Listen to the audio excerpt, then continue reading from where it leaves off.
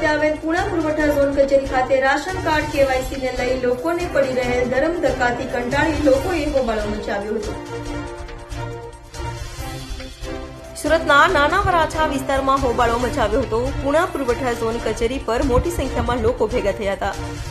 હાલ રાશન કાર્ડમાં KYC કરાવવાને લઈ લોકો લાઈનો લગાવી રહ્યા છે। જો કે KYC માટે લોકો છેલ્લા કેટલાક દિવસથી ધક્કા ખાઈ રહ્યા હોય લોકોએ વિરોધ કર્યો હતો અને લોકોએ આક્ષેપ કર્યો હતો કે એજન્ટો દ્વારા 100 રૂપિયા લઈને ફોર્મ ભરે તો તરત વારો આવી જાય છે, તો અધિકારી દ્વારા કોઈ પ્રકારનો લોકોને સંતોષકારક જવાબ આપવામાં આવતો ન હોવાનો પણ આક્ષેપ કરાયો હતો।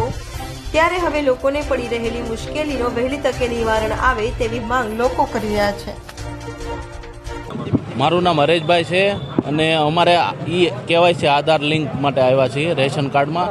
પણ હવે અમારે પ્રોબ્લેમ એવો છે, આધાર કાર્ડ લિંક થયેલું છે પણ નંબર જુદો છે, બરાબર છે।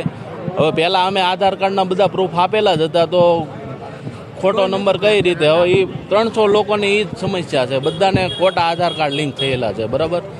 તો હવે અમે 6 વાગ્યાના અહીંયા લાઈનમાં છીએ, બરાબર। તો હવે પાછળથી બધા કહે છે કે પાછળથી કામ થઈ જાય છે, પણ અહીંયા બધા હજી બહુ વ્યવસ્થાનો અભાવ છે। એટલે અમારી માંગ એ છે કે થોડું વહેલાસર બધાનું કામ થાય એવું કંઈક સરકાર ધ્યાન આપે એમ।